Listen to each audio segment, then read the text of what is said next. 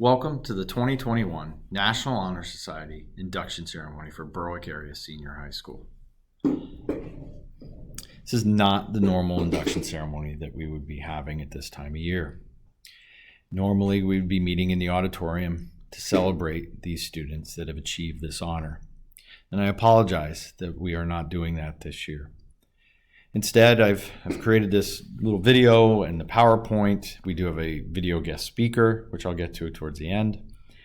We also have the national organization of NHS has created an international induction ceremony that I shared an invitation to the students to listen to, a live stream event with some celebrity guest speakers and others talking about NHS. Unfortunately, we just can't meet like we normally would. Normally, we would get together. I would give membership cards, but students will get those after this has been posted. And we would have a time of fellowship to congratulate one another. Hopefully next year, we'll be able to do that with new inductees and have that moment. National Honor Society, you'll see as you go through the PowerPoint, is guided by the 4 pillars. And I'll come back to those 4 pillars. The first one, though, was scholarship. And, to be even invited and asked to join, students had to have a cumulative GPA of a 93.0 or higher. And at that time, they were given an invitation and an information packet that must be filled out to return to me.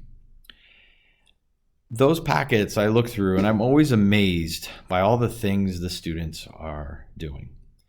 They're involved in sports and band and scouts and youth groups and different clubs and activities in our community and our school. And yet they're still able to maintain their high average that got them into this club and organization. I'm always amazed. And I'm always amazed that they continue to do those things as we go forward. Also, parents, at the end of that, you had to sign it, but there was a page that I asked teachers to sign. And when I created that page, I just to space it out, there was no real thought to it.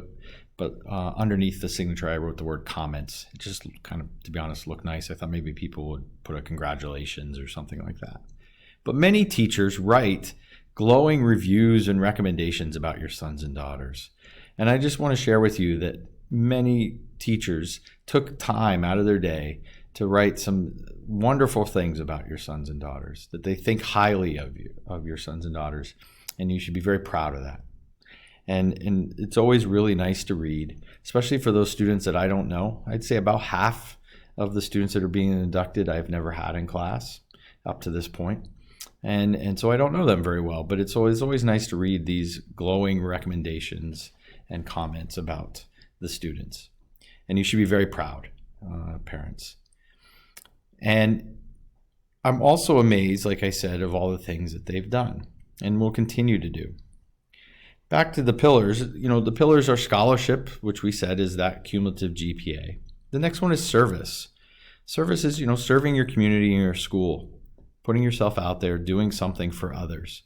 And I'm going to ask you to continue to do that. And in fact, as things open up here in our community next year, I'm going to task us with doing some more service. I'm going to have some opportunities, some activities that we get more involved in our community and get out there. I think it would be good for the school, the community, and you, students. So we'll do that. We will do some activities and serve our community. The other pillar is leadership. And some of you are already leading. You're involved in activities. Recently, the Youth Action Board at the Teen Center just sponsored the telethon and thon to raise money for Think Big, and many of our NHS students are involved with that, and they led that activity, and I'm very impressed, and they will continue to do so. And I will push many of you to lead activities and things that we do as a group and as a school. And I ask you to lead not only on those activities, but also just as yourself in your classroom as a role model to others. And so we'll keep working on the leadership idea. And the last one is character. Character, is choosing the right from wrong, doing what's best for yourself, and doing what's good for yourself and for your classmates and your school, and choosing wisely. And you all have shown that you've done that by some of the activities and things that you listed on that information packet. And I'm sure you'll continue to do so. You have to continue to maintain those standards that got you in here, in particular the GPA. You have to maintain a 93.0 cumulative GPA to be a member of National Honor Society. Now, if it drops down, I'm not going to, as I told the students this the other week, I'm not going to immediately remove you from NHS. We may, if it gets really low and if there's other issues, but in years past, we haven't had to do that too often. Where it really matters is your senior year. In the third marking period, we'll check your grades.